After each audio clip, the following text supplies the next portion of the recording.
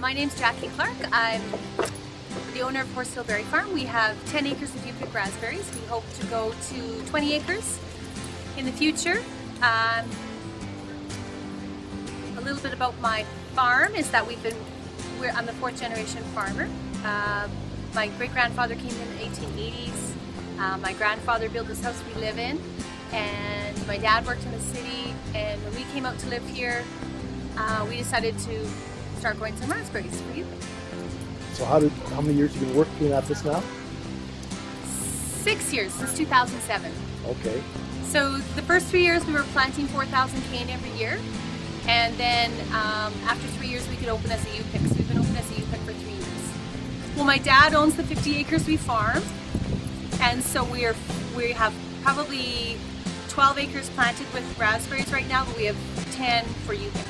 We're open 10 to 5 every day, and we are open the end of July till the end of August. And people can come and U-pick, no appointment necessary. Raspberry season is pretty short. It is. It's 5 or 6 weeks. We're in the last week right now. Really slim picking right now. Okay. And it peaks very fast, and got to get people out to pick really fast. Okay. Yeah.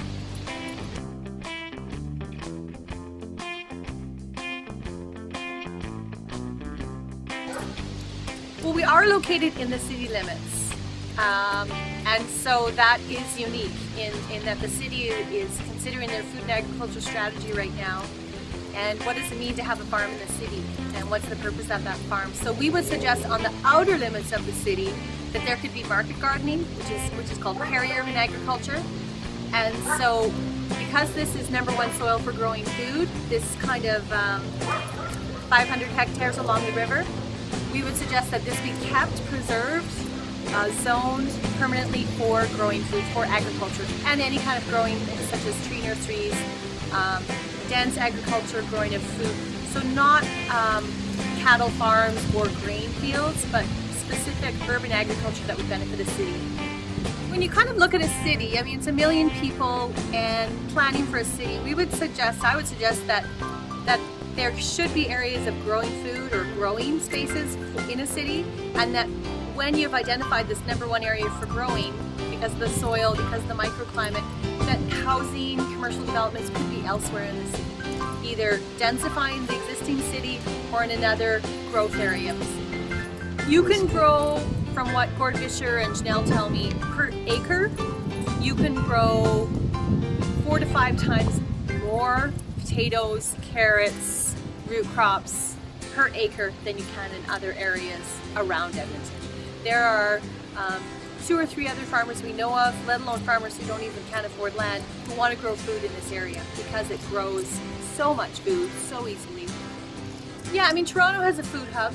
Other cities have areas where you can go for food market, food hub. We're suggesting that this could be the regional food hub for Edmonton, and that it could be food education, it could be food marketing, and it could also be distribution and processing. It could be your one-stop shopping in a sense for food growing in our city limits.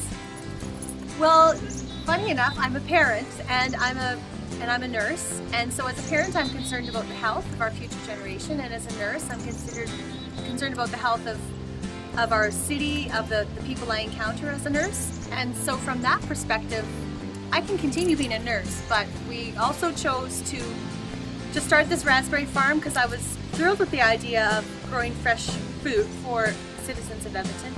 And I like the idea of families coming out, walking around, finding their food, foraging for food.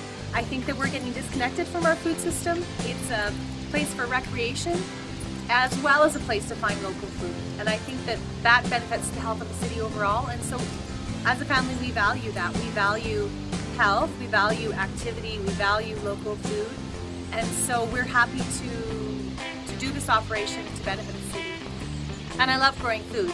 My own vegetable garden, raspberries, whatever it is, I love to grow things.